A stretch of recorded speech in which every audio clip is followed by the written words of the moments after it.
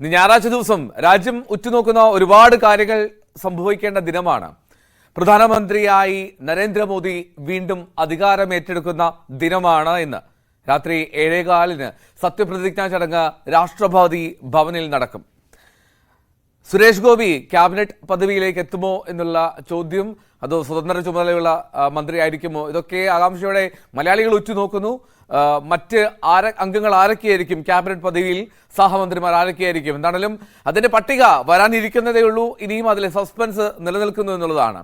മറ്റൊരു പ്രധാനപ്പെട്ട സംഭവം, ഇന്ന് ഇന്ത്യ പാകിസ്ഥാൻ ക്രിക്കറ്റ് മത്സരമാണ്. 2020 ലോകകപ്പിൽ വീണ്ടും ഇന്ത്യയും പാകിസ്ഥാൻ ഏറ്റുമുട്ടുന്നു. അതും രാത്രി 8 മണിക്കാണ് ഇന്ത്യ പാകിസ്ഥാൻ മത്സരം. അവിടെ അമേരിക്കയിൽ ഇന്ത്യയും പാകിസ്ഥാനും ഏറ്റുമുട്ടുമ്പോൾ ഏറ്റവും ക്ലാസിക് പോരാട്ടം എന്നൊക്കെ എക്കാലത്തും വിശേഷിപ്പിക്കുന്നതാണല്ലോ ഇന്ത്യ പാകിസ്ഥാൻ ക്രിക്കറ്റ് പോരാട്ടങ്ങൾ, ക്രിക്കറ്റ് ഗ്രൗണ്ടിലെ ക്ലാസിക് മത്സരം. അപ്പോൾ അതിനും ഇന്ന് കാത്തിരിക്കണം. ഒരുപാട് വാർത്തകൾ, വിശേഷങ്ങൾ അങ്ങനെ വരാൻ പോകുന്നു. മറ്റൊരു കാര്യം, ഇന്ന് രാവിലെ വന്നത് ഒരു വാഹനാപകടം തൃശ്ശൂരിലുണ്ടായി. ആ വാഹനാപകടത്തിൽ ചില്ലറ സംഭവം അല്ല ഉണ്ടായത്. ശക്തന്റെ പ്രതിമ അവിടെ തകർന്നു. KSRTC ലോ ഫ്ലോർ ബസ് ഇടിച്ച് എന്നുള്ളതാണ്. അപ്പോൾ ഈ വാർത്തകളൊക്കെ നമുക്ക് വിശദമായി എത്താം. നമുക്ക് ആദ്യം പോകാം വീണ്ടും മൂന്നാം അംഗത്തിന് നരേന്ദ്രമോദി.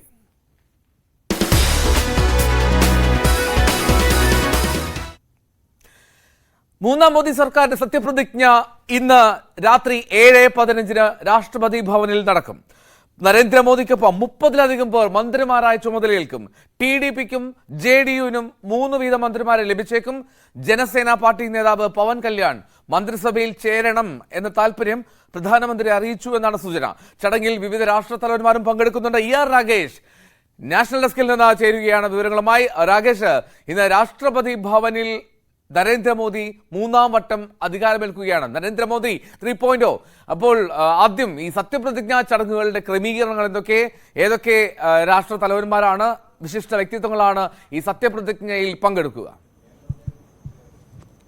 എൽദോ, മൂന്നാം മോദി സർക്കാർ ഇന്ന് സത്യപ്രതിജ്ഞ ചെയ്ത് അധികാരമേൽക്കുകയാണ്. വൈകിട്ട് 7:15 രാഷ്ട്രപതി ഭവനിലാണ് ചടങ്ങ് നിശ്ചയിച്ചിട്ടുള്ളത്. ഏതായാലും കഴിഞ്ഞ 2 സർക്കാരുകളിൽ നിന്ന് ഇത്തവണത്തെ സർക്കാരിനെ വ്യത്യസ്തമാക്കുന്നത് BJPക്ക് കേവല ഭൂരിപക്ഷം ഇല്ല എന്നുള്ളതാണ്. കാരണം കഴിഞ്ഞ 2 തവണയും BJPക്ക് സഖ്യകക്ഷികൾ ഈ സർക്കാരിൻ്റെ ഭാഗമായിരുന്നെങ്കിൽ പോലും BJPക്ക് ഒറ്റയ്ക്ക് ഭൂരിപക്ഷം ഉണ്ടായിരുന്നു. 2014 282 സീറ്റുകൾ ഒറ്റയ്ക്ക് വിജയിക്കാൻ BJPക്ക് സാധിച്ചിരുന്നു. 2014 അത് 303 ആയിരുന്നെങ്കിൽ ഇത്തവണ കേവല ഭൂരിപക്ഷത്തിന് 32 സീറ്റുകളുടെ കുറവ് BJPക്കുണ്ട്. അങ്ങനെ ഒരു NDA സർക്കാർ അധികാരത്തിൽ വരികയാണ്. ഏതായാലും 7:15 രാഷ്ട്രപതി ഭവനിലാണ് ചടങ്ങുകൾ നിശ്ചയിച്ചിരിക്കുന്നത്. പ്രധാനമന്ത്രി നരേന്ദ്രമോദിയെ സംബന്ധിച്ചിടത്തോളം തുടർച്ചയായ മൂന്നാമത്തെ ഊഴം, അതായത് സ്വതന്ത്ര ഇന്ത്യയിൽ ജവഹർലാൽ നെഹ്റു മാത്രമാണ് തുടർച്ചയായി 3 തവണ പ്രധാനമന്ത്രി പദത്തിൽ എത്തിയിട്ടുള്ളത്. 52-ലും 57-ലും 62-ലും. അതിന് സമാനമായ രീതിയിൽ മൂന്നാം തവണ നെഹ്റുവിന് ശേഷം ഒരു പ്രധാനമന്ത്രി മൂന്നാം തവണ പ്രധാനമന്ത്രി പദത്തിലേക്ക് എത്തുകയാണ്. അങ്ങനെ 7:15 ഏതായാലും പ്രധാനമന്ത്രി നരേന്ദ്രമോദി സത്യപ്രതിജ്ഞ ചെയ്ത് അധികാരമേൽക്കും. ഒപ്പം 30 പേരെങ്കിലും മന്ത്രിമാരായി ചുമതലയേൽക്കുമെന്നാണ് ഇപ്പോൾ BJP വൃത്തങ്ങൾ അറിയിച്ചിട്ടുള്ളത്. അതിൽ നിന്ന് 15 പേരെങ്കിലും സഖ്യകക്ഷികളിൽ നിന്നായിരിക്കുമെന്നാണ് ഇപ്പോൾ BJP വൃത്തങ്ങൾ അറിയിച്ചിട്ടുള്ളത്. ഏതായാലും ഇന്നലെ സത്യപ്രതിജ്ഞാ ചടങ്ങിന് മുന്നോടിയായി തന്നെ മുതിർന്ന നേതാക്കളായ മാർഗദർശക് മണ്ഡലിലെ ഉള്ള നേതാക്കളെ ഇന്നലെ സന്ദർശിച്ചിരുന്നു. മുരളി മനോഹർ ജോഷിയെയും LK അദ്വാനിയെയും NDA യോഗത്തിന് ശേഷം പ്രധാനമന്ത്രി നരേന്ദ്രമോദി കൂടിക്കാഴ്ച നടത്തിയിരുന്നു. ഇന്നേതായാലും രാജ്ഘട്ടിൽ സന്ദർശനം നടത്തി വാജ്പേയിയുടെ സമാധി സ്ഥലത്തിൽ കൂടി പുഷ്പാർച്ചന നടത്തിയ ശേഷമാണ് നരേന്ദ്രമോദി സത്യപ്രതിജ്ഞാ ചടങ്ങിനായി പോകുക എന്നാണ് ഇപ്പോൾ നേതാക്കൾ അറിയിക്കുകയും ചെയ്തിട്ടുള്ളത്. കഴിഞ്ഞ തവണയൊക്കെ സമാനമായി രാജ്ഘട്ടിലും ഒപ്പം തന്നെ വാജ്പേയി സമാധിയിലും പുഷ്പാർച്ചന നടത്തിയ ശേഷമാണ് സത്യപ്രതിജ്ഞാ ചടങ്ങിനായി മോദി തിരിച്ചത്. ഇത്തവണയും അത് തന്നെ ആവർത്തിക്കുകയാണ്. ഏതായാലും 8000-ലധികം പേരെയാണ് ഈ ചടങ്ങിലേക്കായി ഇപ്പോൾ ക്ഷണിച്ചിട്ടുള്ളത്. പ്രത്യേകിച്ച് വിവിധ രാഷ്ട്രതലവന്മാരെ 7 രാഷ്ട്രതലവന്മാരെ ചടങ്ങിലേക്ക് ക്ഷണിച്ചിട്ടുണ്ട്. പ്രത്യേകിച്ച് ഇന്ത്യയുമായി അതിർത്തി പങ്കിടുന്ന രാജ്യങ്ങളിൽ നിന്നുള്ളവരെയാണ് കൂടുതലായി ഇത്തരം ഈ ചടങ്ങിലേക്ക്, രാഷ്ട്രതലവന്മാരെയാണ് ഈ ചടങ്ങിലേക്ക് ക്ഷണിച്ചിട്ടുള്ളത്. ബംഗ്ലാദേശ് പ്രധാനമന്ത്രി ഷെയ്ഖ് ഹസീന ഇന്നലെ തന്നെ ഡൽഹിയിൽ എത്തിയിരുന്നു. മറ്റൊന്ന് പ്രധാനപ്പെട്ട വ്യക്തിത്വം, ഒന്ന് ശ്രീലങ്കൻ പ്രസിഡന്റാണ്. ശ്രീലങ്കൻ പ്രസിഡന്റ് വിക്രമസിംഗെ നേരത്തെ ഈ തെരഞ്ഞെടുപ്പ് ഫലം പുറത്തു വന്നതിന് പിന്നാലെ തന്നെ നരേന്ദ്രമോദിയെ ഫോണിൽ വിളിച്ച് അഭിനന്ദിച്ചിരുന്നു. അപ്പോൾ ഏതായാലും അദ്ദേഹം ഈ ചടങ്ങിൽ പങ്കെടുക്കുമെന്ന് അറിയിച്ചിട്ടുണ്ട്. മറ്റൊന്ന് മാലദ്വീപിയൻ പ്രസിഡന്റ് മുഹമ്മദ് മ്യൂസിയാണ്. നേരത്തെ മാലദ്വീപുമായി അത്ര നല്ല ബന്ധമല്ല സമീപകാലത്തുള്ളത്. ഏതായാലും ചടങ്ങിൽ അദ്ദേഹം പങ്കെടുക്കുമ്പോൾ നിലവിലുള്ള വിള്ളലുകൾ അത് പരിഹരിക്കാൻ കഴിയുമെന്ന പ്രതീക്ഷ ഇരു രാജ്യങ്ങളെയും സംബന്ധിച്ചുണ്ട്. നേരത്തെ സൂചിപ്പിച്ച ഷെയ്ഖ് ഹസീന ഈ ചടങ്ങിൽ പങ്കെടുക്കുന്നുണ്ട്. ഇന്നലെ തന്നെ ഷെയ്ഖ് ഹസീന ചടങ്ങിനായി എത്തുകയും ചെയ്തിരുന്നു. മറ്റൊന്ന് നേപ്പാൾ പ്രധാനമന്ത്രി പ്രചണ്ഡയാണ്. പ്രചണ്ഡയും ഈ ചടങ്ങിനെത്തുമെന്നാണ് ഇപ്പോൾ ഔദ്യോഗികമായി തന്നെ അറിയിച്ചിട്ടുള്ളത്. ഇതിന് പുറമെ മൗറീഷ്യസ് പ്രധാനമന്ത്രി ചടങ്ങിൽ പങ്കെടുക്കുകയും ചെയ്യുന്നുണ്ട്. ഇങ്ങനെ പ്രധാനപ്പെട്ട നേതാക്കളൊക്കെ തന്നെ രാഷ്ട്രതലവന്മാരൊക്കെ തന്നെ പങ്കെടുക്കുന്നുണ്ട്. ഇത് കൂടാതെ പുതിയ പാർലമെന്റിന്റെ ഉദ്ഘാടനം കഴിഞ്ഞത് സമീപകാലത്താണ്. പുതിയ പാർലമെന്റ് മന്ദിരത്തിന്റെ നിർമ്മാണ പ്രവർത്തികൾ പങ്കെടുത്ത തൊഴിലാളികളെയും ഈ ചടങ്ങിനായി ക്ഷണിച്ചിട്ടുണ്ട്. ഒപ്പം വന്ദേ ഭാരതിന്റെ നിർമ്മാണത്തിൽ വഹിച്ച തൊഴിലാളികളെയും ഈ ചടങ്ങിനായി ക്ഷണിച്ചിട്ടുണ്ട് എന്നാണ് ഇപ്പോൾ ഏതായാലും സർക്കാർ വൃത്തങ്ങൾ ഇപ്പോൾ ഈ ഘട്ടത്തിൽ അറിയിച്ചിട്ടുള്ളത്. എൽദോ രാകേഷ്, ഇനിയും ഈ നരേന്ദ്രമോദി സർക്കാർ ഇപ്പോൾ ഈയിടെ സൂചിപ്പിച്ചതുപോലെ ഒരു BJPക്ക് ഒറ്റയ്ക്കൊരു വ്യക്തമായിട്ടുള്ള ഭൂരിപക്ഷം ഇല്ലാത്തൊരു സാഹചര്യത്തിൽ ഈ ഘടകകക്ഷികളെ ഒപ്പം നിർത്തുക എന്നുള്ള വലിയൊരു കീറാമുട്ടിയാണ് നരേന്ദ്രമോദിക്ക് മുന്നിലുള്ള പ്രധാന പ്രശ്നം. അപ്പോൾ ഈ ഇതുവരെയും ആ വകുപ്പുകൾ സംബന്ധിച്ച് ആർക്കൊക്കെ ഏതൊക്കെ വകുപ്പുകൾ നൽകണമെന്നുള്ള കാര്യത്തിൽ പോലും ഒരു വ്യക്തത വന്നിട്ടില്ല. പ്രധാനപ്പെട്ട വകുപ്പുകളായിട്ട് അല്ലെങ്കിൽ യുദ്ധനം, പ്രതിരോധം പോലുള്ള ആഭ്യന്തരം പോലുള്ളവ BJP തന്നെ കൈകാര്യം ചെയ്യുമെന്ന് പറയുന്നു. അപ്പോഴും ഈ വകുപ്പുകൾ സംബന്ധിച്ചുള്ള സൂചനകൾ വരുന്നുണ്ട്. ആരൊക്കെ ആയിരിക്കും, ഏതൊക്കെ വകുപ്പുകളിലേക്കായിരിക്കും പരിഗണിക്കുക, ഘടകകക്ഷികൾക്ക് ഏതൊക്കെ വകുപ്പുകൾ നൽകാനാണ് ആലോചന? അത്തരം സൂചന NDA ക്യാമ്പിൽ നിന്നും വരുന്നുണ്ട് രാകേഷ്. എൽദോ സൂചിപ്പിച്ച പോലെ തന്നെ ഘടകകക്ഷികളെ കാര്യമായി പരിഗണിക്കുമെന്നാണ് BJP നേതാക്കൾ അറിയിച്ചിട്ടുള്ളത്. ഏതായാലും TDPയും ഒപ്പം തന്നെ JDUമാണ് ആ പ്രധാനപ്പെട്ട 2ഉം 3ഉം കക്ഷികൾ. അവരെ കാര്യമായി പരിഗണിക്കേണ്ടതുണ്ട്. അവർ 4 വീതം മന്ത്രിസ്ഥാനം ആവശ്യപ്പെടുന്നുണ്ടെങ്കിൽ പോലും TDPക്ക് ഒരുപക്ഷെ 3 മന്ത്രിസ്ഥാനം നൽകാനാണ് സാധ്യത എന്നാണ് സൂചന.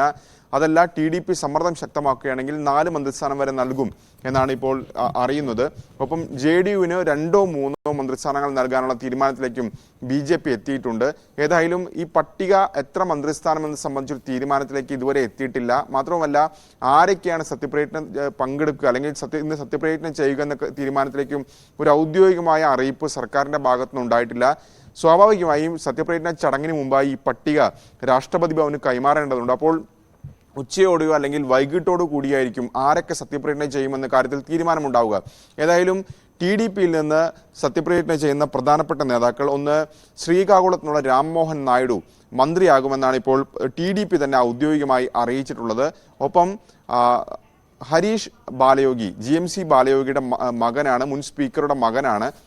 ഹരീഷ് സ്പീക്കർ സ്ഥാനത്തേക്ക് TDP ആദ്യം പരിഗണിച്ചിരുന്നെങ്കിൽ പോലും ഇപ്പോൾ പറയുന്നത് ഹരീഷിനെ കൂടി മന്ത്രിസ്ഥാനത്തേക്ക് TDP പരിഗണിക്കുന്നു എന്നുള്ള പ്രധാനപ്പെട്ട കാര്യത്തിലേക്ക് ഇപ്പോൾ ഏതായാലും പാർട്ടി എത്തുകയാണ്.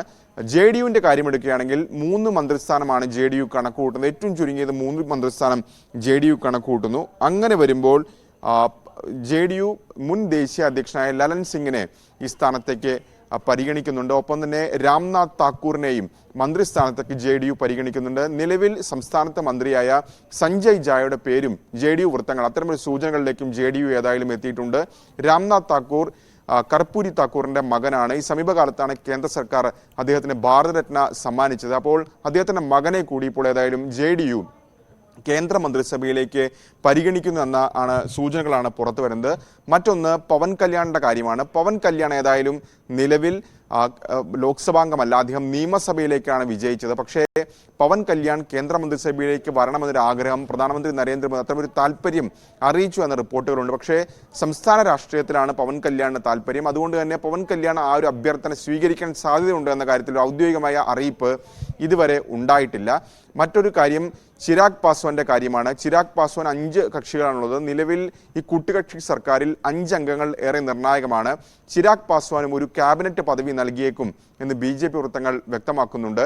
കുമാരസ്വാമി JDS, അദ്ദേഹം കൃഷി മന്ത്രി സ്ഥാനമാണ് ആവശ്യപ്പെട്ടിരിക്കുന്നത്. അതിലേക്ക് ആ ഒരു വകുപ്പ് നൽകാൻ BJP തയ്യാറാകുമെന്ന് ഇതുവരെ അറിയിച്ചിട്ടില്ല. കാരണം കൃഷി വകുപ്പ് കഴിഞ്ഞ 2 സർക്കാരിന്റെ കാലത്തും BJP കൈവശം വെച്ചു പോരുന്നതാണ്. പക്ഷേ കൂട്ടുകക്ഷി സർക്കാർ ആയതുകൊണ്ട് തന്നെ അംഗബലം നോക്കാതെ പ്രാതിനിധ്യം നൽകുമെന്ന് BJP വൃത്തങ്ങൾ അറിയിക്കുമ്പോൾ അങ്ങനെ ഒരു പ്രധാനപ്പെട്ട വകുപ്പ് JDS നൽകുമോ എന്ന കാര്യത്തിലും ഏതായാലും ഇനി ഔദ്യോഗികമായ അറിയിപ്പ് BJPയുടെ ഭാഗത്തുനിന്ന് വരേണ്ടിയിരിക്കുന്നു.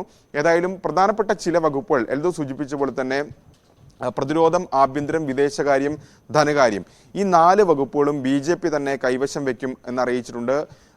ഇതിനു പുറമെ വിദ്യാഭ്യാസ വകുപ്പ്, IT വകുപ്പ്, നിയമ മന്ത്രാലയം, മന്ത്രാലയം തുടങ്ങിയ വകുപ്പുകളിലും മാറ്റമുണ്ടാകില്ല. പ്രത്യേകിച്ച് നയപരമായ വിഷയങ്ങൾ പാർട്ടിയുടെ ഐഡിയോളജിയുമായി ചേർന്ന് നിൽക്കുന്ന കാര്യങ്ങൾ നടപ്പാക്കേണ്ട വകുപ്പ് കൂടിയാണ്. അതുകൊണ്ട് തന്നെ ഈ വകുപ്പുകളും ഘടകകക്ഷികൾക്ക് നൽകാൻ സാധ്യതയില്ല എന്നാണ് ഇപ്പോൾ ഏതായാലും BJP വൃത്തങ്ങൾ നൽകുന്നത്. ഏതായാലും പല സംസ്ഥാനങ്ങളിലും പല നേതാക്കളും പ്രതീക്ഷിക്കുന്നുണ്ട് മന്ത്രിസഭയിൽ ഒരു സ്ഥാനം. പ്രത്യേകിച്ച് കർണാടകയുടെ കാര്യമെടുക്കുകയാണെങ്കിൽ കർണാടകയിൽ നിന്ന് 2 പ്രധാനപ്പെട്ട മുൻ മുഖ്യമന്ത്രിമാർ അവിടെ നിന്ന് വിജയിച്ചിട്ടുണ്ട്. ഒന്ന് ജഗദീഷ് ഷെട്ടർ, സമീപകാലത്താണ് BJPയിൽ വീണ്ടും തിരിച്ചെത്തിയത് കോൺഗ്രസിൽ നിന്ന്. ഒപ്പം കഴിഞ്ഞ സർക്കാരിൽ മുഖ്യമന്ത്രിയായിരുന്ന ബൊമ്മയും വിജയിച്ചിട്ടുണ്ട്. ബൊമ്മ ഏതായാലും മന്ത്രിസ്ഥാനം ലഭിക്കും എന്നൊരു പ്രതീക്ഷ ഈ ഘട്ടത്തിൽ പങ്കുവയ്ക്കുന്നുണ്ട്. ഇതിന് പുറമെ മഹാരാഷ്ട്രയുടെ കാര്യമെടുക്കുകയാണെങ്കിൽ മഹാരാഷ്ട്രയിൽ മോശം പ്രകടനമാണ് BJP കഴിഞ്ഞ 2 തവണയും അപേക്ഷിച്ച് ഇത്തവണ നടത്തിയത്. പക്ഷേ നിയമസഭാ തെരഞ്ഞെടുപ്പ് 6 മാസത്തിനകം നടക്കാനിരിക്കുന്ന സംസ്ഥാനത്തിന് കൂടുതൽ പ്രാധാന്യം നൽകുമെന്ന കണക്കുകൂട്ടൽ BJPക്കുമുണ്ട്. ഒപ്പം തന്നെ ഏക്നാഥ് ഷിൻഡെ വിഭാഗത്തിനുണ്ട്. ഏക്നാഥ് ഷിൻഡെ വിഭാഗം ഏതായാലും ഒരു 2 കേന്ദ്രമന്ത്രി സ്ഥാനമെങ്കിലും പ്രതീക്ഷിക്കുന്നു. ഒരു ക്യാബിനറ്റ് പദവി, ഒരു സഹമന്ത്രി സ്ഥാനം കൂടി പ്രതീക്ഷിക്കുകയും ചെയ്യുന്നുണ്ട്. പാർട്ടി ചില പേരുകളും ഈ ഘട്ടത്തിൽ മുന്നോട്ട് വെക്കുകയും ചെയ്യുന്നുണ്ട്. ഡൽഹിയിൽ നിന്ന് ആര് മന്ത്രിയാകുമെന്നുള്ളത് ഏറെ പ്രധാനപ്പെട്ട കാര്യമാണ്. കഴിഞ്ഞ സർക്കാരിന്റെ കാലത്ത് അവിടെ നിന്ന് മീനാക്ഷി ലേഖി മന്ത്രിയായിരുന്നു. പക്ഷേ ഇത്തവണ മനോജ് തിവാരി ഒഴികെ ബാക്കി ആരെയും അവിടെ സ്ഥാനാർത്ഥി അല്ലെങ്കിൽ BJP സ്ഥാനാർത്ഥി നൽകിയിരുന്നില്ല, BJP പരിഗണിച്ചിരുന്നില്ല. മാത്രവുമല്ല സുഷമ സ്വരാജിന്റെ മകൾ ബാൻസുരി സ്വരാജും ഇത്തവണ എത്തിയിട്ടുണ്ട്. അപ്പോൾ ഒരു പുതുമുഖം വനിത എന്ന നിലയ്ക്ക് ബാൻസുരി സ്വരാജിനെ പരിഗണിക്കുമോ എന്ന ചോദ്യം കൂടി ഉയരുന്നു. സുരേഷ് ഗോപി ഏതായാലും മന്ത്രിയാകുമെന്ന് ഏറെക്കുറെ ഉറപ്പാണ്. പക്ഷേ ഏത് വകുപ്പായിരിക്കും അദ്ദേഹത്തിന് ലഭിക്കുക, അല്ലെങ്കിൽ ക്യാബിനറ്റ് പദവിയിലേക്ക് ലഭിക്കുമോ, സ്വതന്ത്ര ചുമതലയുള്ള മന്ത്രിയായിരിക്കുമോ, അതോ സഹമന്ത്രി സ്ഥാനം കൊണ്ട് തൃപ്തിപ്പെടേണ്ടി വരുമോ എന്ന കാര്യത്തിൽ ഇനിയും കാത്തിരിക്കേണ്ടതുണ്ട്. ഏതായാലും ആരൊക്കെ മന്ത്രിമാരാകാൻ പ്രതീക്ഷിക്കുന്ന അല്ലെങ്കിൽ BJP പരിഗണിക്കുന്ന നേതാക്കൾക്ക് തന്നെ ഫോൺ കോൾ ഇന്ന് രാവിലെ തന്നെ എത്തിച്ചേരും. ചടങ്ങിൽ പങ്കെടുക്കണമെന്ന് ചടങ്ങിന്റെ ഭാഗമാകണമെന്ന് അറിയിച്ചുകൊണ്ട് സാധാരണഗതിയിൽ തലേ ദിവസം അത്തരമൊരു അറിയിപ്പ് പോകാറാണ് പതിവ്. അങ്ങനെ അറിയിപ്പ് ലഭിച്ച നേതാക്കളൊക്കെ തന്നെ സ്വാഭാവികമായും ഇപ്പോൾ ഡൽഹിയിൽ എത്തിച്ചേർന്നിട്ടുമുണ്ടാകും. ഏതായാലും ഉച്ചയോടുകൂടി തന്നെ ആരൊക്കെ മന്ത്രിമാരാകുമെന്ന കാര്യത്തിൽ ഒരു വ്യക്തത ലഭിക്കും. രാകേഷ്, ഇനി മറ്റൊന്ന്, ഈ പ്രതിപക്ഷത്തെ ഇന്ത്യ മുന്നണിയിലെ നേതാക്കളെ ഈ സത്യപ്രതിജ്ഞ ചടങ്ങിലേക്ക് വിളിച്ചിട്ടുണ്ടോ, അല്ലെങ്കിൽ വിളിച്ചാൽ അവർ പോകാനുള്ള സാധ്യതയുണ്ടോ? അത് സംബന്ധിച്ചുകൂടി നമുക്ക് ഒരു വ്യക്തത വരണം. അയൽതോ ഇന്ത്യ മുന്നണിയിലെ നേതാക്കളെ ഈ ചടങ്ങിലേക്ക് ക്ഷണിച്ചിട്ടില്ല എന്ന സൂചന തന്നെയാണ്, അല്ലെങ്കിൽ അത്തരമൊരു പ്രതികരണം തന്നെയാണ് ഇന്ത്യ മുന്നണിയുടെ ഭാഗത്തുനിന്ന്, നേതാക്കളുടെ ഭാഗത്തുനിന്നൊക്കെ ഉള്ളത്. ഇപ്പോൾ ശശി തരൂർ പ്രതികരിച്ചിരിക്കുന്നത് ആ സമയം ഇന്ത്യ പാകിസ്ഥാൻ ക്രിക്കറ്റ് മത്സരം, വേൾഡ് കപ്പ് T20 നടക്കുന്നുണ്ട്, ആ മത്സരം കാണുമെന്നാണ് അറിയിച്ചിട്ടുള്ളത്. അങ്ങനെ ഒരു ഔദ്യോഗികമായ പ്രതികരണം അല്ലെങ്കിൽ അറിയിപ്പ് ഇതുവരെ ഇന്ത്യ സഖ്യത്തിൽ ലഭിച്ചിട്ടില്ല എന്നാണ് നേതാക്കളുടെ പ്രതികരണം നിന്ന് വ്യക്തമാകുന്നത്. മമതാ ബാനർജിയും സമാനമായി ചടങ്ങിൽ നിന്ന് വിട്ടുനിൽക്കുമെന്ന് അറിയിക്കുകയും ചെയ്തിട്ടുണ്ട്. അപ്പോൾ ഇന്ത്യ മുന്നണിയിലെ ഭൂരിഭാഗം കക്ഷികളും തന്നെ ഈ ചടങ്ങിൽ പങ്കെടുക്കാതിരിക്കാനാണ് സാധ്യത. ഏതായാലും ഒരുപക്ഷെ ഇന്ത്യ മുന്നണിയിലെ മുഴുവൻ നേതാക്കൾക്കും ഇല്ലെങ്കിൽ പോലും സഭയിലെ നേതാവ് എന്ന നിലയ്ക്ക് മല്ലികാർജ്ജുൻ ഖർഗെക്ക് ഒരുപക്ഷെ ക്ഷണം ലഭിക്കാനുള്ള കാര്യമുണ്ട്. പക്ഷേ അങ്ങനെ ക്ഷണം ലഭിച്ചോ എന്ന കാര്യത്തിൽ ഔദ്യോഗിക പ്രതികരണം ഏതായാലും ഈ ഘട്ടത്തിൽ വന്നിട്ടില്ല. എന്തോ ഇനി രാകേഷ്, 1-2 കാര്യങ്ങൾ അതിൻ്റെ അകത്ത് ഏറ്റവും പ്രധാനം, ഈ സത്യപ്രതിജ്ഞ ചെയ്ത് കഴിഞ്ഞാൽ ഇനി രാജ്യത്തെ അഭിസംബോധന ചെയ്യുമോ, ഇനി എന്തായിരിക്കും ആദ്യ പരിഗണന? ഈ NDA സർക്കാർ അധികാരത്തിൽ എത്തിക്കഴിഞ്ഞാൽ ആദ്യം എടുക്കുന്ന കാര്യങ്ങൾ, തീരുമാനങ്ങൾ എന്തൊക്കെയായിരിക്കും എന്നുള്ളത് എന്തെങ്കിലും ഒരു നിലപാടുണ്ടോ BJPക്കോ NDAക്കോ? കാരണം ഒരുപാട് പ്രകടന പത്രികയിലുള്ള കാര്യങ്ങളൊക്കെ പലതുണ്ടല്ലോ. അപ്പോൾ അതിൽ പ്രധാനപ്പെട്ട കാര്യങ്ങൾ ആദ്യം തന്നെ ഇംപ്ലിമെന്റ് ചെയ്യുക എന്നുള്ള ആലോചന, ചിന്തയൊക്കെ ആലോചിക്കുന്നുണ്ടാവും NDA? അയൽതോ ചില പ്രഖ്യാപനങ്ങൾ ഉണ്ടാകാനുള്ള സാധ്യതയുണ്ട്. മുൻകാലങ്ങളിലൊക്കെ അത്തരമൊരു പ്രഖ്യാപനങ്ങൾ നടത്താനും സാധ്യതയുണ്ട്. പക്ഷേ അത് മന്ത്രിസഭാ യോഗം കഴിഞ്ഞതിന് ശേഷമായിരിക്കും അത്തരം പ്രഖ്യാപനത്തിലേക്ക് കടക്കുക. ഏതായാലും ഇന്ന് രാത്രി തന്നെ മന്ത്രിസഭാ യോഗം ചേരാനുള്ള സാധ്യതയുണ്ട്. കാരണം ഈ സത്യപ്രതിജ്ഞാ ചടങ്ങ് 7:15 ആരംഭിക്കുമ്പോൾ അത് 1.5 മണിക്കൂറെങ്കിലും നീണ്ടു നിൽക്കാനുള്ള സാധ്യതയുണ്ട്. 30 പേരാണ് മന്ത്രിമാരാകുന്നതെങ്കിൽ ചുരുങ്ങിയത് 8:15 വരെയെങ്കിലും ചടങ്ങ് നീണ്ടുപോകും. അതിനുശേഷം ഒരുപക്ഷെ മന്ത്രിസഭാ യോഗം ചേരുമോ എന്ന കാര്യത്തിൽ വ്യക്തതയില്ല. ചിലപ്പോൾ ചേരാനുള്ള സാധ്യത കൂടിയുണ്ട്. ഏതായാലും ഇന്ന് JP നഡ്ഡ അത്താഴ വിരുന്ന് ഒരുക്കിയിട്ടുണ്ട് എന്ന സൂചനകൾ കൂടി പുറത്തു വരുന്നുണ്ട് ഈ സത്യപ്രതിജ്ഞാ ചടങ്ങിന് ശേഷം. അങ്ങനെയെങ്കിൽ മന്ത്രിസഭാ യോഗം നടക്കാനുള്ള സാധ്യത കുറവാണ്. ഏതായാലും അക്കാര്യത്തിൽ ഒരു ഔദ്യോഗികമായ അറിയിപ്പ് ഇതുവരെ ഉണ്ടായിട്ടില്ല. ഏതായാലും ഈ ചടങ്ങ് 8:15 വരെയോ അല്ലെങ്കിൽ 8:30 വരെയോ ഒക്കെ തന്നെ നീണ്ടു നിൽക്കാൻ തന്നെയാണ് ഇന്ന് സാധ്യത. എൽദോ ശരി, ER രാകേഷാണ് വിവരങ്ങൾ നൽകിയത്. മനു ഭരത് കൂടി ചേരുന്നുണ്ട് ന്യൂസ് ഡെസ്കിൽ നിന്ന്. മനു, എന്താണെങ്കിലും NDA സർക്കാർ വീണ്ടും അധികാരത്തിലേക്ക് എത്തുകയാണ്. പക്ഷേ പഴയ പ്രഭാവം മോദിക്ക് ഇത്തവണ അവകാശപ്പെടാൻ കഴിയില്ല എങ്കിൽ പോലും 3 മൂന്നാമത്തെ തവണ അധികാരത്തിലെത്തുക എന്ന് പറഞ്ഞാൽ അതും തെരഞ്ഞെടുപ്പിലൂടെ ജയിച്ചെത്തുന്ന മറ്റൊരു പ്രധാനമന്ത്രി കൂടിയാവുകയാണ് നെഹ്റുവിന് ശേഷം. എന്താണ് പ്രതീക്ഷിക്കേണ്ടത്? പ്രത്യേകിച്ചും ഈ രാജ്യത്തുടനീളമുള്ള സഖ്യകക്ഷികളെ ഒരുമിച്ച് നിർത്തുക എന്നുള്ള വലിയ ഒരു പ്രശ്നം മോദിക്ക് മുന്നിലുള്ളപ്പോൾ. എന്തോ ഇതിൽ ഒരു പ്രധാന കാര്യം കഴിഞ്ഞ സർക്കാരിന്റെ കാലത്ത് മോദിക്ക് ഉണ്ടായിരുന്ന ആ ഒരു വലിയ മെജോറിറ്റി ഇത്തവണ ഇല്ല എന്നുള്ളത് മനു ഒരു നിമിഷം. ഇപ്പോൾ സത്യപ്രതിജ്ഞ ചെയ്യുന്ന ദിനത്തിൽ രാജ്ഘട്ടിലേക്ക് എത്തുകയാണ്. പ്രധാനമന്ത്രി പദത്തിലേക്ക് എത്തുന്നതിന് മുമ്പ് നരേന്ദ്രമോദി രാജ്ഘട്ടിലെത്തി പുഷ്പാർച്ചന നടത്തിയ ശേഷമായിരിക്കും സത്യപ്രതിജ്ഞ എന്ന് നേരത്തെ തന്നെ വ്യക്തമാക്കിയിരുന്നു. ഇപ്പോൾ രാജ്ഘട്ടിലെത്തി പുഷ്പാർച്ചന നടത്തുന്നു നരേന്ദ്രമോദി.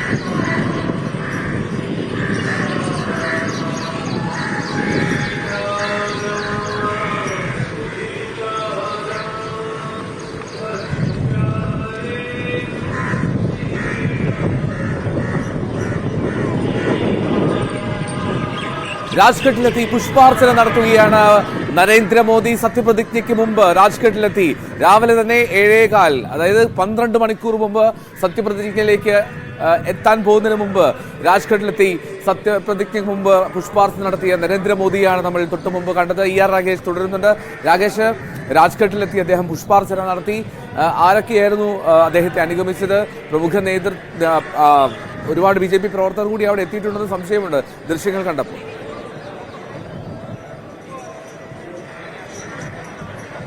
നടത്തിയ ശേഷം ഇപ്പോൾ മടങ്ങുകയാണ്. അവിടെ സമീപത്ത് BJP പ്രവർത്തകരൊക്കെ തന്നെ നമുക്ക് കാണാമായിരുന്നു ഈ രാജ്ഘട്ടിന് സമീപത്ത്. ഏതായാലും ഇതിനോട് ചേർന്ന് തന്നെയാണ് വാജ്പേയി സമാധിയായ സദൈവ് അടലുമുള്ളത്. അവിടേക്കും അല്പസമയത്തിനകം തന്നെ പ്രധാനമന്ത്രി എത്തിച്ചേരും. അവിടെയും പ്രധാനമന്ത്രി പുഷ്പാർച്ചന നടത്തും. അതിനുശേഷം ഒരുപക്ഷെ ദേശീയ യുദ്ധ സ്മാരകത്തിൽ കൂടി സന്ദർശിക്കാനുള്ള സാധ്യത കൂടി ഏതായാലും ഉണ്ട്. ഇപ്പോൾ പ്രധാനമന്ത്രിക്കൊപ്പം ഹർദീപ് പുരിയാണുള്ളത്. കഴിഞ്ഞ സർക്കാരിൽ അദ്ദേഹം കേന്ദ്രമന്ത്രിയായിരുന്നു. ഹർദീപ് പുരി ഏതായാലും പ്രധാനമന്ത്രിക്കൊപ്പം ഉണ്ട്. ഒപ്പം തുടങ്ങിയ നേതാക്കളാണ് ഏതായാലും ഉള്ളത്. ഹർദീപ് പുരിയാണ് ഇപ്പോൾ പ്രധാനമന്ത്രിക്കൊപ്പം ഉള്ളത്. ഇതിനുശേഷം നേരെ പോകുന്നത് സദൈവ് അടലിലേക്കാണ്. അതായത് വാജ്പേയി സമാധിയിലേക്ക് അദ്ദേഹം പോകും. അതിനുശേഷം അവിടെ പുഷ്പാർച്ചന നടത്തിയ ശേഷം ദേശീയ യുദ്ധ സ്മാരകത്തിൽ കൂടി പ്രധാനമന്ത്രി സന്ദർശിക്കും. അവിടെയും ആദരമർപ്പിക്കും. അതായത് ഇന്ത്യ ഗേറ്റിലാണ് ദേശീയ യുദ്ധ സ്മാരകം ഉള്ളത്. ആ ദൃശ്യങ്ങൾ നമുക്ക് കാണാം. മോദി എത്തുന്ന സമയത്ത് അവിടെ പല നേതാക്കളും അവിടെ ഉണ്ടായിരുന്നു രാജ്ഘട്ടിൽ. ഏതായാലും ഇപ്പോൾ രാജ്ഘട്ടിൽ പുഷ്പാർച്ചന നടത്തിയ ശേഷം അദ്ദേഹം സദൈവ് അടലിലേക്ക് തിരിച്ചിരിക്കുകയാണ്. എൽദോ ഓക്കെ. എന്നാണെങ്കിലും അല്പസമയത്തിനകം തന്നെ അടൽ ബിഹാരി വാജ്പേയിയുടെ സമാധി സ്ഥലത്തും അദ്ദേഹം പുഷ്പാർച്ചന നടത്തുമെന്നാണ് തോന്നുന്നത്, മനസ്സിലാക്കേണ്ടത്. അപ്പോൾ മനു ഭരത് തുടരുന്നുണ്ട് വീണ്ടും. മനു, ഈ ഈ മൂന്നാമത് നരേന്ദ്രമോദി സർക്കാർ അധികാരത്തിലെത്തുമ്പോൾ ഒരുപക്ഷെ നമ്മൾ ആദ്യം സൂചിപ്പിച്ചു ഒരു പ്രഭാവം കുറഞ്ഞു എന്നൊക്കെ, പക്ഷെ അപ്പോൾ പോലും ഒരു കാര്യം സൂചിപ്പിക്കാതെ വയ്യ. ഈ രാജ്യത്തിൻ്റെ കൂടുതൽ പ്രദേശങ്ങളിലേക്ക് പാർട്ടിയെ എത്തിക്കാൻ, പാർട്ടി പ്രതിനിധികളെ പാർലമെന്റിലേക്ക് കൊണ്ടുവരാൻ BJPക്ക് നരേന്ദ്രമോദിക്ക് കഴിഞ്ഞ ഒരു തെരഞ്ഞെടുപ്പ് കൂടിയാണ്, നമുക്കറിയാവുന്ന പോലെ കേരളത്തിൽ ഉൾപ്പെടെ. അപ്പോൾ ആ ഒരു ആത്മവിശ്വാസം, കൂടുതൽ ഇടങ്ങളിലേക്ക് BJP വേരുറപ്പിക്കുന്നു എന്നുള്ള ആത്മവിശ്വാസവും നരേന്ദ്രമോദിക്ക് കരുത്താകില്ലേ?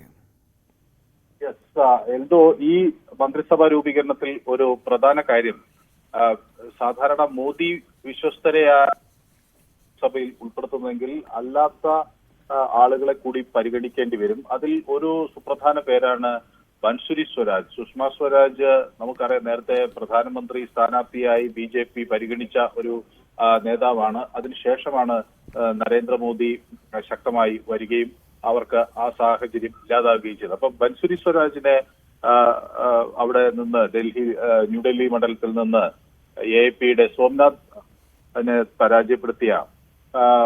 ഭാരതിയെ പരാജയപ്പെടുത്തിയ ബൻസുരി സ്വരാജിനെ വിജയിപ്പിക്കേണ്ട ഒരു അല്ലെങ്കിൽ മന്ത്രിയാക്കേണ്ട ഒരു സാഹചര്യം ഉണ്ട് എന്നാണ് മനസ്സിലാക്കുന്നത്. അതുപോലെ ചില താല്പര്യങ്ങൾ കൂടി ഇത്തവണ സംരക്ഷിക്കേണ്ടി വരും. വലിയ ഭൂരിപക്ഷത്തിന് ജയിച്ച MP-മാരെ അവർക്ക് പരിഗണന നൽകണം എന്നൊരു നിലപാട് BJPക്ക് അകത്തുനിന്ന് ഉണ്ട്. അതിൽ ഇപ്പൊ ലതാ വാങ്ഡെ പോലുള്ളവർ, അവര് തൊട്ടടുത്ത കോൺഗ്രസ് സ്ഥാനാർത്ഥി ഗുഡ്ഡു രാജയെ 4,71,000 വോട്ടുകൾക്കാണ് മധ്യപ്രദേശിലെ സാഗർ മണ്ഡലത്തിൽ നിന്ന് പരാജയപ്പെടുത്തിയത്. അപ്പം അതുകൊണ്ട് ലതാ വാങ്ഡെക്ക് ഒരു മന്ത്രിസ്ഥാനം നൽകണം എന്ന ഒരു ആവശ്യം ഉണ്ട്.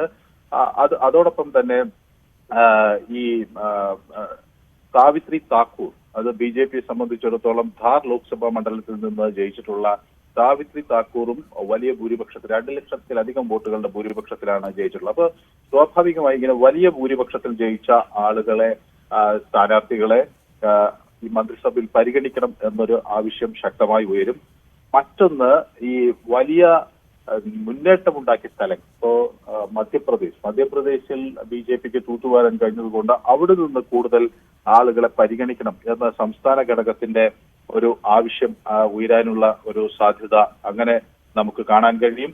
അപ്പൊ സ്വാഭാവികമായും അത്തരം ആളുകൾ കൂടുതൽ മന്ത്രിസഭയിലേക്ക് വരും. ശിവരാജ് സിംഗ് ചൗഹാന്റെ പേര് ഒരു വലിയ പേരായി തന്നെ ഇപ്പോൾ നിലനിൽക്കുന്നുണ്ട്. ഒരു വലിയ വിദിശ ലോക്സഭാ മണ്ഡലത്തിൽ നിന്ന് എത്തിയ ശിവരാജ് സിംഗ് ചൗഹാൻ BJPയുടെ ഒരു മുതിർന്ന നേതാവാണ്. അതുകൊണ്ട് തന്നെ അദ്ദേഹത്തിന് ഒരു പ്രധാന തസ്തിക നൽകേണ്ടി വരും എന്ന കാര്യത്തിൽ തർക്കമില്ല. ഒപ്പം ഈ നിത്യാനന്ദ റായെ പോലുള്ളവർ, VD ശർമ്മയെ പോലുള്ള സംസ്ഥാന അധ്യക്ഷൻ, മധ്യപ്രദേശ് സംസ്ഥാന അധ്യക്ഷൻ VD ശർമ്മ, അതുപോലെ ബീഹാറിൽ നിന്നുള്ള നിത്യാനന്ദ റായ് ഇത് 3ാം തവണയാണ് പാർലമെന്റിലേക്ക് എത്തുന്നത്. മാത്രമല്ല വിദ്യാർത്ഥി പരിഷത്തിലൂടെ രാഷ്ട്രീയ രംഗത്തേക്ക് കടന്ന ഒരാളാണ്. സ്വാഭാവികമായും നിത്യാനന്ദ റായെ പരിഗണിക്കേണ്ടി വരും. ജനാർദ്ദൻ സിംഗ് സിഗ്രിവാൾ മറ്റൊരു ബീഹാറിൽ നിന്നുള്ള ഒരു MP-യാണ്. മഹാരാജ്ഗഞ്ചിൽ നിന്നാണ് അദ്ദേഹം ജയിച്ചത്. വലിയ ഭൂരിപക്ഷത്തിലാണ് ജനാർദ്ദൻ സിംഗ് സിഗ്രിവാളും ജയിച്ചിട്ടുള്ളത്. പിന്നെ അത്തരം ആളുകളെ പരിഗണിക്കണം. ഒപ്പം ഈ JDU നേതാവ് ലലൻ സിംഗ്, അദ്ദേഹത്തിന് 4 തവണ അദ്ദേഹം എത്തിയിട്ടുണ്ട് പാർലമെന്റിലേക്ക്. അപ്പൊ JDU സ്വാഭാവികമായും ലലൻ സിംഗിന്റെ പേര് നൽകും എന്നാണ് മനസ്സിലാക്കുന്നത്. മുംഗേർ ലോക്സഭാ മണ്ഡലത്തിൽ നിന്ന് നല്ല ഭൂരിപക്ഷത്തിലാണ് ലലൻ സിംഗ് ജയിച്ചത്. BJPയെ സംബന്ധിച്ചിടത്തോളം ഈ ഹിന്ദുസ്ഥാനി അവാമി മോർച്ച ഒരു പ്രധാന ഘടകകക്ഷിയാണ്. അപ്പൊ ജിതിൻ റാം മാഞ്ചി മുൻ ബീഹാർ മുഖ്യമന്ത്രിയൊക്കെയാണ്. അദ്ദേഹം ആണ് ഈ ഹിന്ദുസ്ഥാനി അവാമി മോർച്ചയുടെ തലവൻ. സ്വാഭാവികമായും ഗയ മണ്ഡലത്തിൽ നിന്ന് ജയിച്ച മാഞ്ചിയും ഈ മന്ത്രിസഭയിൽ ഉണ്ടാകും. ചിരാഗ് പാസ്വാനും ഒക്കെ നേരത്തെ മന്ത്രിസഭയിൽ ഉണ്ടാകുമെന്ന് ഉറപ്പായിട്ടുണ്ട്. NDAയുടെ ഒരു പ്രധാന കക്ഷി ഈ RLD ആണ്. അപ്പൊ ജയന്ത് ചൗധരിക്ക് ഒരു മന്ത്രിസ്ഥാനം നൽകണം എന്ന ഒരു ആവശ്യമുണ്ട്. അവരുടെ 2 സ്ഥാനാർത്ഥികൾ UP-യിൽ ജയിച്ചിട്ടുണ്ട്. അപ്പോ ജയന്ത് ചൗധരി വെസ്റ്റേൺ UP-യിൽ പ്രത്യേകിച്ച് ഈ ജാട്ട് സമുദായത്തിനിടയിൽ നല്ല സ്വാധീനമുള്ള ഒരു നേതാവാണ്.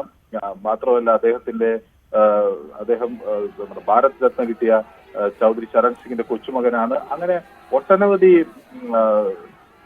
ശക്തി അദ്ദേഹത്തിനും, ഒട്ടനവധി ഘടകങ്ങൾ പരിശോധിക്കുമ്പോൾ അദ്ദേഹത്തിനും ആ ഒരു ശക്തിയുണ്ട്. സ്വാഭാവികമായും അദ്ദേഹത്തെയും പരിഗണിക്കും. ഇനി ഈ പരാജയപ്പെട്ട മന്ത്രിമാർ കഴിഞ്ഞ BJP മന്ത്രിസഭയിൽ ഉണ്ടായ 20 മനു, ഒരു നിമിഷം. പ്രധാനമന്ത്രി രാജ്ഘട്ടിൽ നിന്ന് എനിക്ക് തോന്നുന്നു അത് അടൽ ബിഹാരി വാജ്പേയിയുടെ സമാധി സ്ഥലത്തേക്കാണ് പോകുന്നത് തോന്നുന്നു.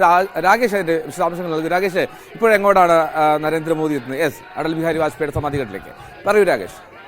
എൽദോ, പ്രധാനമന്ത്രി നരേന്ദ്രമോദി ഇപ്പോൾ വാജ്പേയി സമാധിയായ സദൈവ് അടലിൽ എത്തിയിരിക്കുകയാണ്. ഇപ്പോൾ മോദി പുഷ്പാർച്ചന നടത്താനായി എത്തിക്കൊണ്ടിരിക്കുന്ന ദൃശ്യങ്ങളാണ് നമ്മൾ കണ്ടുകൊണ്ടിരിക്കുന്നത്. മോദി ഇപ്പോൾ പുഷ്പാർച്ചന നടത്തുകയാണ് വാജ്പേയി സമാധിയിൽ. ഏതായാലും നിരവധി പ്രവർത്തകർ നരേന്ദ്രമോദി എത്തുന്നതറിഞ്ഞ് അവിടെ എത്തിയിട്ടുണ്ട്. നമുക്ക് ആ ദൃശ്യങ്ങളിൽ കാണാം. ആളുകളൊക്കെ ബാരിക്കേഡ് കെട്ടിക്കൊണ്ട് അവിടെ തിരിച്ചിട്ടുണ്ട്. ആളുകൾ അവിടെ പ്രധാനമന്ത്രിയെ അഭിവാദ്യം ചെയ്യുന്നതൊക്കെ ദൃശ്യങ്ങളിൽ കാണാം. ഏതായാലും രാജ്ഘട്ട് ആദ്യം സന്ദർശിച്ചു. അതിനുശേഷം വാജ്പേയിയെ ഇപ്പോൾ സന്ദർശിച്ചിരിക്കുകയാണ്. BJPയുടെ ആദ്യ പ്രധാനമന്ത്രി കൂടിയാണ് AB വാജ്പേയി. ഏതായാലും അദ്ദേഹത്തെ സന്ദർശിച്ചുകൊണ്ട് ഇപ്പോൾ പ്രധാനമന്ത്രി പുഷ്പാർച്ചന നടത്തിയിരിക്കുന്നു.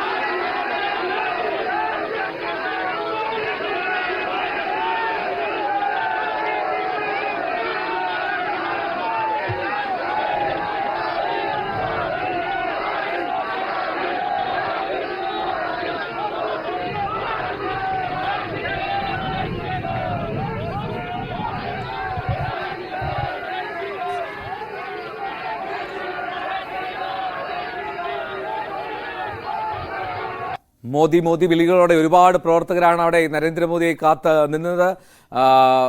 എന്താണെങ്കിലും രാവിലെ സത്യപ്രതിജ്ഞയ്ക്ക് മുമ്പുള്ള സത്യപ്രതിജ്ഞാ ദിനത്തിൽ രാവിലെ തന്നെ അദ്ദേഹം രാജ്ഘട്ടിൽ, പിന്നീട് അടൽ ബിഹാരി വാജ്പേയിയുടെ സമാധി സ്ഥലത്ത് ഒക്കെ എത്തി പുഷ്പാർച്ചന നടത്തിക്കൊണ്ടിരിക്കുന്നു. അതിരാവിലെ തന്നെ സജീവമാവുകയാണ് നരേന്ദ്രമോദി സത്യപ്രതിജ്ഞാ ദിന ചടങ്ങിൽ.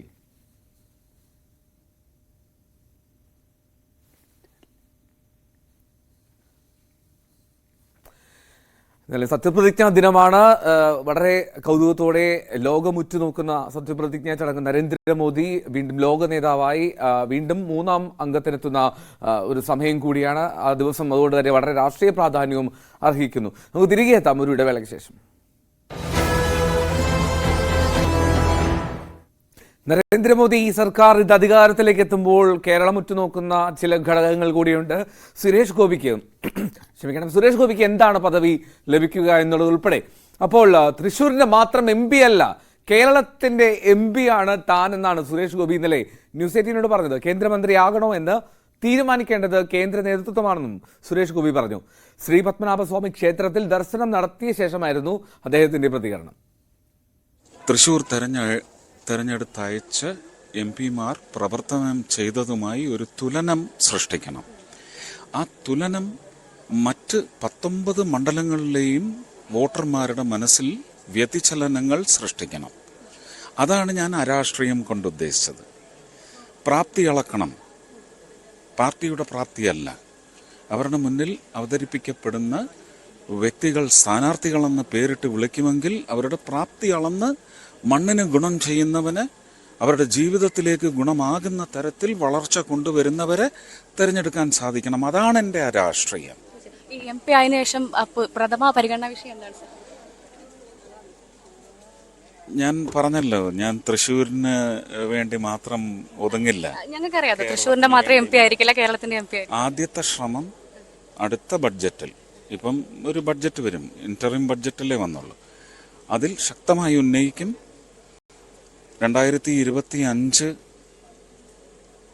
ഫെബ്രുവരി മാസം വരുന്ന ബഡ്ജറ്റിൽ കേരളത്തിലെ എയിംസിന് യോഗ്യമായ സ്ഥലം 2016 ശ്രീ പിണറായി വിജയനോട് പറഞ്ഞിട്ടുണ്ട്. ആ സ്ഥലം ഏറ്റെടുത്ത് തരികയാണെങ്കിൽ അവിടെ എയിംസ് വരും. പുതിയ കേന്ദ്രമന്ത്രിയാണെന്നുള്ള സൂചനകളൊക്കെ അതൊക്കെ എന്റെ നേതാക്കന്മാര് പറയും. ഈ പ്രധാനമന്ത്രി നരേന്ദ്രമോദിയായിട്ടുള്ള അടുത്ത ബന്ധം വലിയ തരത്തിൽ ചർച്ച ചെയ്യും. അമിത്ഷാജിയും ഇപ്പൊ നഡ്ഡാജിയും അവരെല്ലാം ചേർന്ന് പറയും. അതുവരെ ഞാൻ ഒന്നും പറയാൻ പാടില്ല.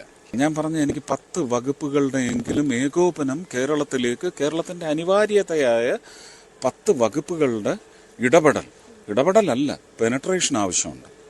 ആ പെനട്രേഷൻ 10 വകുപ്പുകളിൽ നിന്ന് 5 മന്ത്രിമാർ വഴിയാണ് വരുന്നതെങ്കിൽ ആ 5 മന്ത്രിമാരെയും എനിക്കിവിടെ നിരന്തരം കൊണ്ടുവന്ന് ഈ അത്യാവശ്യകതയുടെ വലിപ്പം, ആഘാതം, അതിൻ്റെ ഭാരം എത്രയാണെന്ന് ധരിപ്പിച്ച് ഒരു 3 വർഷം കൊണ്ട് അത് തിരുത്തുമാറ് പുതിയ വ്യാഖ്യാനങ്ങൾക്ക്, വികസനത്തിൻ്റെ വ്യാഖ്യാനം എന്ന് പറയുമ്പോൾ സിമൻറ്റും കമ്പിയും കട്ടയും കല്ലും ഒന്നുമല്ല, അതിനപ്പുറം ഒരു വികസനമുണ്ട്. അത് കൊണ്ടുവന്ന് സാധ്യമാക്കുന്നതിന് വേണ്ടുന്ന ഇടപെടൽ, അതിനൊരു കോ ആക്ടർ അല്ലെങ്കിൽ ഒരു കറ്റാലിസ്റ്റായിട്ട് വർക്ക് ചെയ്യണമെന്ന് തന്നെയാണ് എൻ്റെ ആഗ്രഹം. പരിഹസിച്ചവർക്കും വിമർശിച്ചവർക്കും ഒരു മറുപടിയല്ലേ ഈ വിജയം? അവരൊക്കെ സമാധാനമായിട്ട് ഇനി ഒരു 10-25 വർഷം കിടന്നുറങ്ങട്ടെ. ശ്രീ പത്മനാഭസ്വാമി ക്ഷേത്രത്തിൽ ദർശനത്തിന് ശേഷം സംസാരിക്കുകയായിരുന്നു സുരേഷ് ഗോപി. ഭവ്യ പാർവതിയാണ് പ്രതികരണം തേടിയത്. ഇക്കഴിഞ്ഞ തെരഞ്ഞെടുപ്പിൽ കേരളം ഏറ്റവും കൂടുതൽ ചർച്ച ചെയ്ത സ്ഥാനാർത്ഥിത്വങ്ങളിൽ ഒന്നാണ് സുരേഷ് ഗോപിയുടേത്. ഏറെ വിവാദങ്ങളും വാക്പോരുകളും എല്ലാം പല കാര്യങ്ങളിൽ ഉയർന്ന വിഷയമായിരുന്നു. എല്ലാ പ്രവചനങ്ങളെയും തോൽപ്പിച്ച് തൃശൂരിൽ സുരേഷ് ഗോപി നേടിയതാകട്ടെ മിന്നുന്ന ജയവും. രാഷ്ട്രീയ വിദ്യാർത്ഥികൾക്ക് വലിയ പാഠമാണ് ഈ ജൈത്രയാത്ര. രഞ്ജിത്ത് രാമചന്ദ്രന്റെ റിപ്പോർട്ടിലേക്ക്. എങ്ങനെയാണ് സുരേഷ് ഗോപിയുടെ വിജയം കേരള രാഷ്ട്രീയത്തിൽ തിളക്കമാകുന്നത്? താമര വിരിയിച്ച സിനിമാ താരം നേടിയ അത്ഭുത ഭൂരിപക്ഷം രാഷ്ട്രീയ വിദ്യാർത്ഥികൾക്ക് പാഠമാകുന്നത്. ചാരത്തിൽ നിന്ന് ഉയർത്തെഴുന്നേറ്റ സുരേഷ് ഗോപി എന്ന സിനിമാ സൂപ്പർ സ്റ്റാർ എതിരാളികളെ സ്തബ്ധരാക്കി രാഷ്ട്രീയത്തിലും കേരളത്തിൻ്റെ ഐക്കണാകുന്നത്. പരിശോധിക്കാം.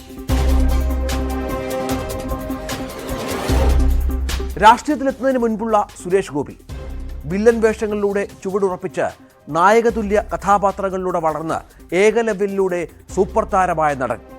കരുണാകരന്റെ കാലത്ത് തിരുവനന്തപുരത്ത് കോൺഗ്രസ് സ്ഥാനാർത്ഥിയായി മത്സരിക്കുമെന്ന അഭ്യൂഹം അന്ന് മലയാള പത്രങ്ങളുടെ വാർത്തയായിരുന്നു. EK നായനാരുമായുള്ള ആത്മബന്ധം, അങ്ങനെ കേരളത്തിലെ പ്രമുഖ മുന്നണി നേതാക്കളുടെ പ്രിയപ്പെട്ട സൗഹൃദ വലയത്തിലായിരുന്നു എന്നും സുരേഷ് ഗോപി. CPM-നോടോ കോൺഗ്രസിനോടോ ആഗ്രഹം പറഞ്ഞാൽ കേരളത്തിൽ എവിടെയും സീറ്റ് ലഭിക്കാവുന്ന പരുവത്തിൽ. പക്ഷെ സുരേഷ് ഗോപി തെരഞ്ഞെടുത്തത് കാവ്യ രാഷ്ട്രീയം, അതും നരേന്ദ്രമോദിയോടുള്ള കടുത്ത ആരാധനയിൽ. 2019 ലോക്സഭാ തെരഞ്ഞെടുപ്പാണ് സുരേഷ് ഗോപിയുടെ ആദ്യ അംഗം. തൃശൂരിൽ നിന്ന് BJP സ്ഥാനാർത്ഥിയായി.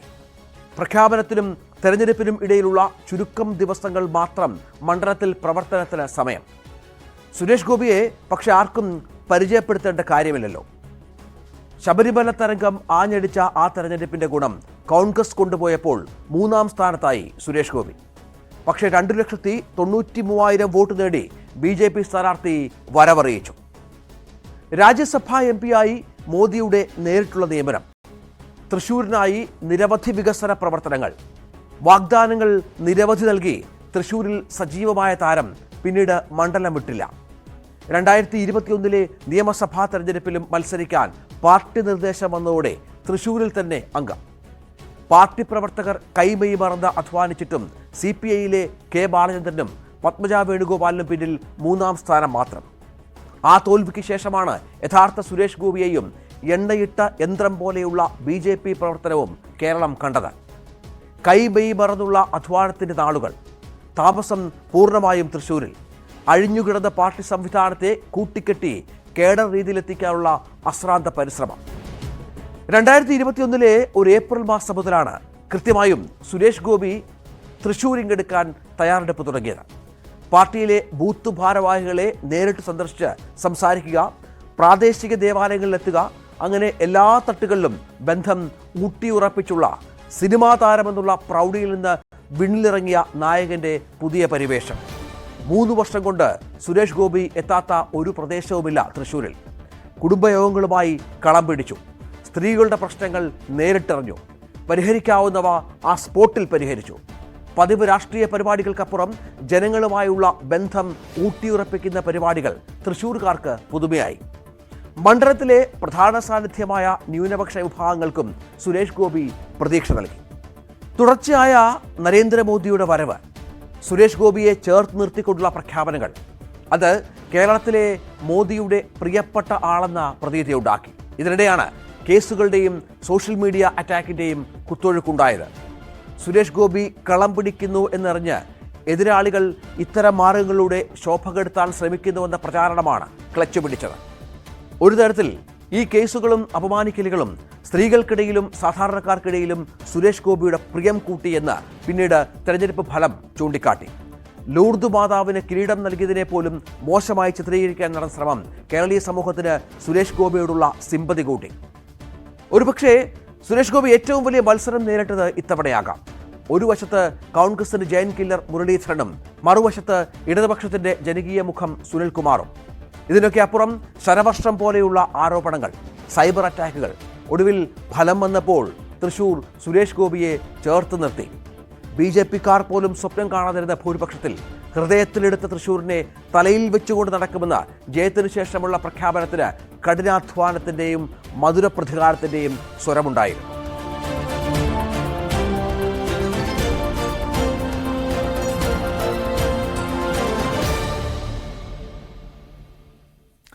തിരുവനന്തപുരം കോൺഗ്രസ് നേതൃത്വത്തിനെതിരെ പാർട്ടി അധ്യക്ഷന് പരാതി നൽകിയെന്ന വാർത്ത നിഷേധിക്കുകയാണ് ശശി തരൂർ.